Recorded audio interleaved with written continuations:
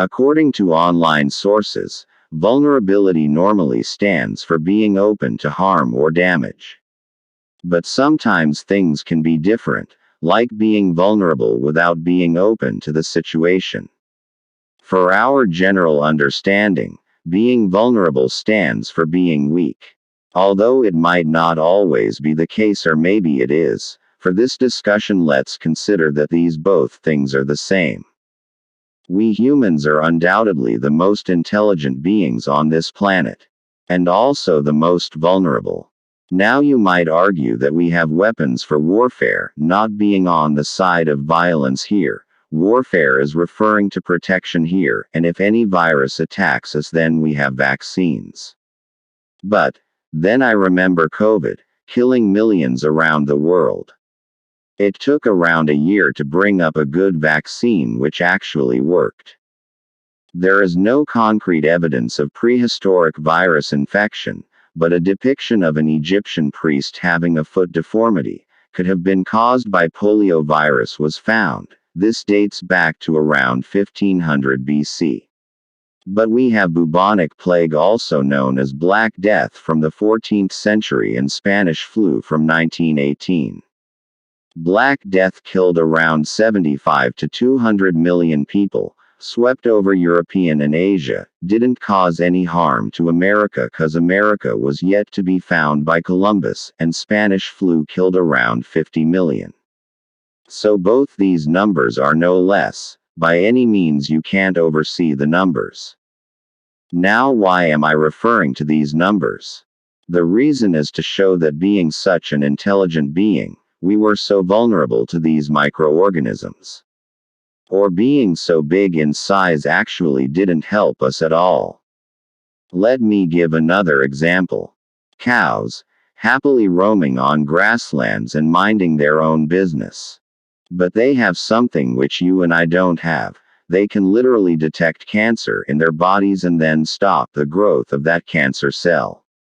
Now you guys might know that. But just give it a thought. An animal which can't even speak has this ability to fight with such a disease with so ease, but we humans have been fighting with it for decades now, and still unsuccessful. Though there is a light of hope that someday in near future we might get the formula in this treatment we have been looking for. Now let's talk about a killer that we can see. Mosquitoes. Those tiny little flying insects who often prefer to annoy us with its melodious songs and sucking our blood for their own good, actually kill around 750,000 people per year. Now you might not have guessed that, whereas the creature we all fear, the lion, kills only around 20 to 30 people the whole year. Now on this scale things just seem very messy, like what's just going on? Everything is just against humans. Well, yeah, it might be true or it might not be. Now let's get back to the pandemics. When bubonic plague or supposed Black Death struck humanity, no one was prepared for it. Or nobody could have predicted that something invisible can yet be so powerful as to kill almost the whole of humanity. But rather in all situations that actually helped us. Apart from the medical aspect, let's think about it from an emotional side.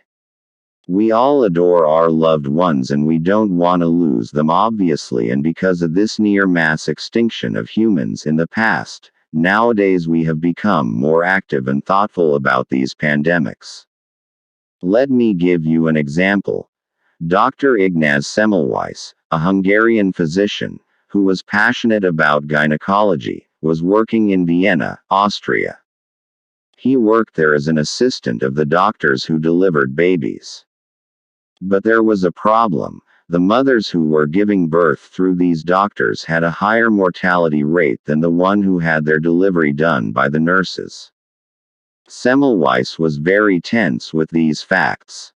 He tried many things to improve the situation. He changed the light, made the rooms well ventilated, but nothing helped. One day a doctor died while doing an autopsy of a patient.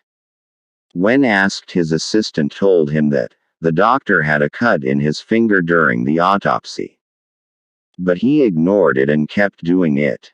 And after that suddenly he passed away. Then Semmelweis figured something. He remembered that the doctors were the ones who did the autopsies, not the nurses. Thus the doctors' dirty hands were responsible for the higher mortality rate. Then he came up with a solution. He gave the doctors chlorine water before they delivered any baby.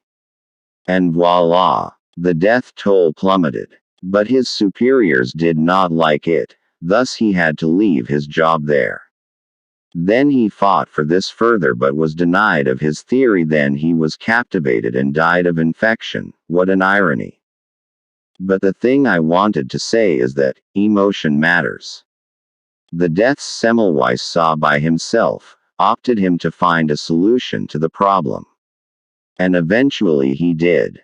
Now it might not always be the same case, but in summary that our emotions helps. We have been fighting with SARS for nearly 2 decades, but haven't found any clue, fighting with cancer and many more. So the question arises that are we the most vulnerable beings on this planet? To answer this question, we have to look at some facts. Chicken pox. Once it was something very deadly to mankind. Now it's eliminated from the world, or we have found better cure for the flu or pneumonia, or we have the cure of scurvy which killed many sailors. Those days were really hard for us to sustain. The huge deaths of people led us to find the cure for these diseases. So we are not vulnerable in that aspect. We know how to build shelter. We can build the most protective shelter, and sometimes animals also seek shelter there. We have weapons to fight with animals who are potentially dangerous for us. And throughout history, humans have hunted or killed such animals. So we are not vulnerable in that way too. But on the microorganisms scale, we have some sort of weakness. But yeah, that applies to all. From bird flu to each animal gets affected by these things, and again we humans find its cure. So we aren't vulnerable, but we are at the same time vulnerable to nature for our own deeds.